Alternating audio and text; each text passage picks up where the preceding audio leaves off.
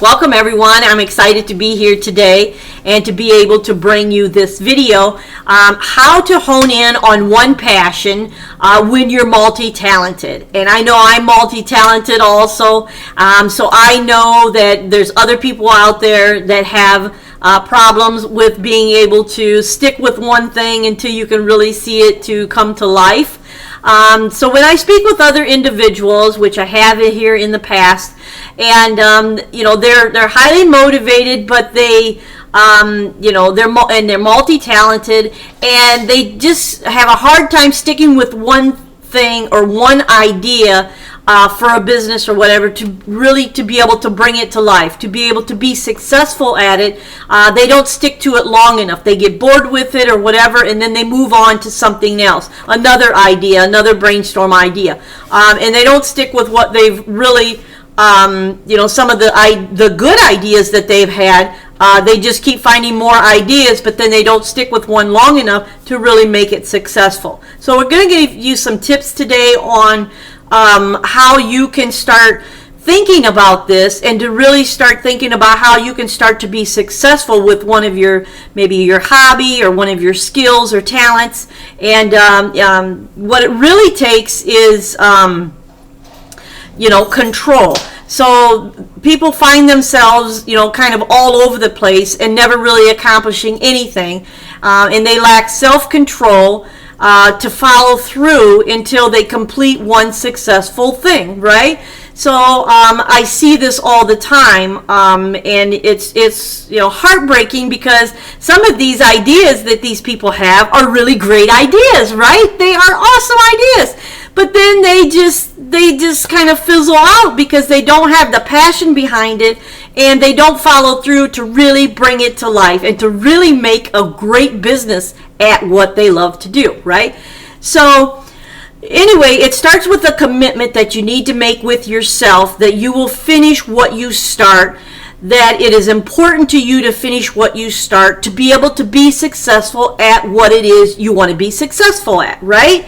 So we all need to do this. And I know I'm multi-talented also. I find myself, or have found myself, bouncing around to different things. And, even though I love all my different hobbies and talents and things like that, it's really hard to make an income when you're bouncing around to so many areas and so many places.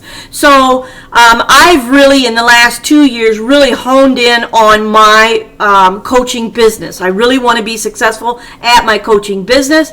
And so I don't really venture out a whole lot. I still keep up with my sewing and my jewelry making, because that's my online shop. So I do keep up with that.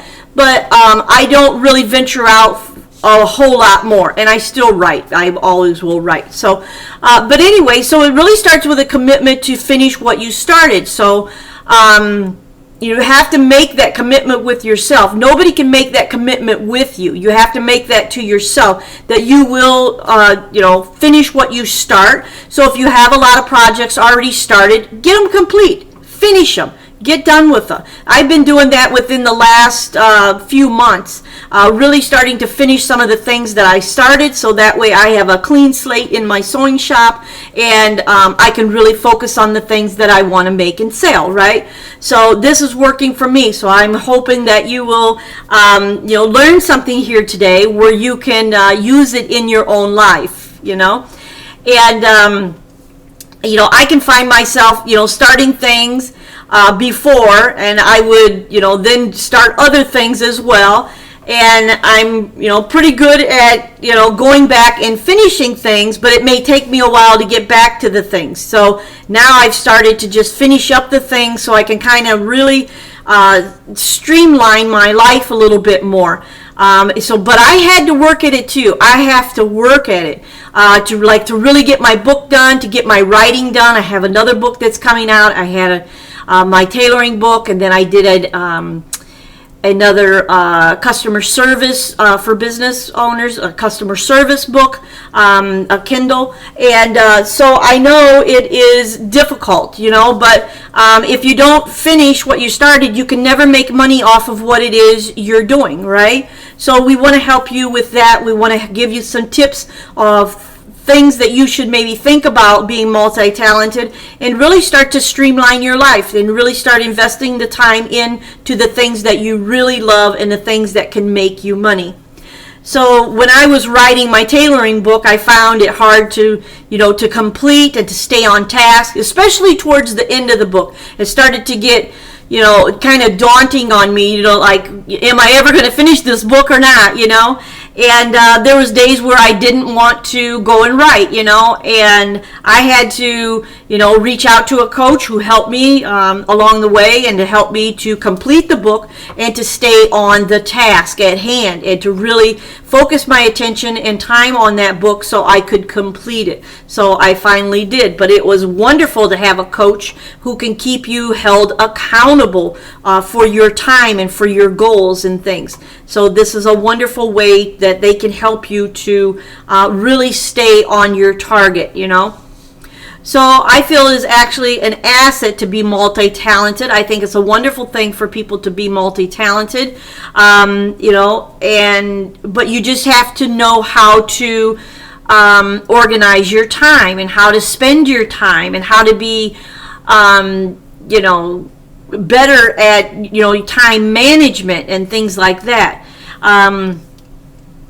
But, you have to really decide that you want to do this. You have to decide that you want to make a commitment to yourself and want to get more out of your, your talents and skills and things like that, your hobbies. You have to really be able to know that, you have this certain passion behind a certain hobby or skill, and that you really want to bring it to life and to see it really come full circle.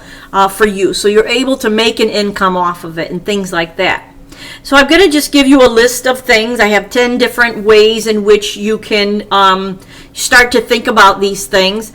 So number 1 is to finish what you started. So if there are things that you have already started, maybe now is a really good time to just start going back and finishing all the things that you've started, so you can get a clean slate, get that all off of your plate. And if there's things that where you've kind of grown out of and you really don't want to do it anymore, then if it's things that you started to make, sell them off. Let someone else finish them. Sell them as a little kit or whatever, and have someone else finish them for you.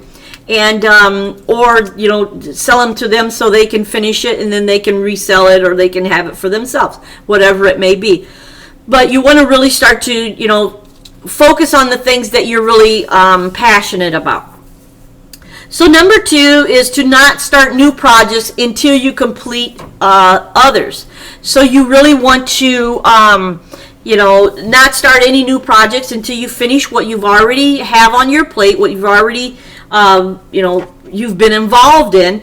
And then once you get those done, then you can start and really map out what it is you're going to be making and spending your time on, what your hobby truly is going to be, and a hobby that you can make some money off of. So then number 3 is to write down other things you would like to try to start. So when you get all of those things knocked out that you already started, you get them complete, you get them finished, write a list of the things that really hold you true to your talents and passions and hobbies, and you know that you could probably make money off of, and really start writing those down and to start bringing those things to life. So then number 4 is to really work on self-control within yourself. Yes, like I was saying, nobody can really do that for you, that self-control that you need over yourself. So where you start to tell yourself, no, I'm not going to start anything until I finish this quilt. No, I'm not going to start anything new until I finish this blouse. I'm not going to start anything new until I get these 3 pieces of jewelry made, So really, tell yourself what it is, and really hold yourself accountable for it, So then number 5 is to work on the things you have a long time passion for, and not spend so much time on the short-lived passion. So there's lots of things that we try, or hobbies that we try, that we want to try, right? Excuse me. And sometimes they don't turn out so good, or we don't feel that we have the passion behind them to keep them going. So those are the things that I'm talking about, Don't spend so much time on those things that are short-lived. Really spend the time on the things that you know you have a knack for and that can be long-lived, right? Okay, so then number 6 is to write out a game plan of the things you plan to complete. So if there's things that you've already started and you're going to just make a list today of the things you plan to complete, no matter what they are, and get a list so you know you can start checking off the boxes, you can start checking those off, and you can get those done. Number 7 is write out the things you plan to put more effort behind that can bring in an income. Yes, so the things that you know that you do love to do, that's the things that you should spend the most time with. The things that you love to do and the things that can bring you in either immediate income or some income here in the near future. And then number 8 is take time to sort out your feelings and your passions to know where your heart is fully. Yes, so there's a lot of things that we may try or we may work on, but our heart is just not in it fully, and so it's really hard to make a dime off of things that we really don't have a passion for. Maybe these are things that you learned but you didn't really like the process or whatever it may be. So you want to let go of some of those things and really focus on the things that you know in your heart that you really love, right? So that can help you a lot, help you in your direction. And then number 9 is don't be afraid to change courses if you feel you've gone, you're doing it all wrong or going in the wrong direction. Right, so don't be afraid to say, hey, I've been doing this and I've been doing this for, few months now, I've been doing this for a few years now or whatever, and it's really not made me any money. I really haven't had the passion to get back to it. And so don't be afraid to change courses. Or maybe it's something that that you've been working towards, maybe a business at home, and maybe you feel that you're off course, that it's really not what you want to be working on, and instead you'd like to be doing something else. So don't be afraid to change directions. So change, it can be really good. And then number 10, and our last one, is work on what's important to you for long-term success. Yes. So work on the things that you know that can give you long-term success because you have a long-term passion with them. You really loved it for a long time. You really, research it and can't get enough of it, These are the things that really have the true passion behind them, and they can go a long way. So you want to make sure that you really that you work on what can be good for the long haul, not just what can hurry up and make you a fast buck, right? You want a business that lasts you a lifetime or a long time instead of lasting you just a few weeks or something like that. So that's all that I have today for this video, and I look forward to talking to you all soon. You're invited to go visit my website. It's at KarenEitonFashionAdvising.com. I'll put the link in this video where you can go there and read my blog, and you can also go there and watch my free webinar and learn more about me and how I can help you. Thank you so much for watching. Bye-bye.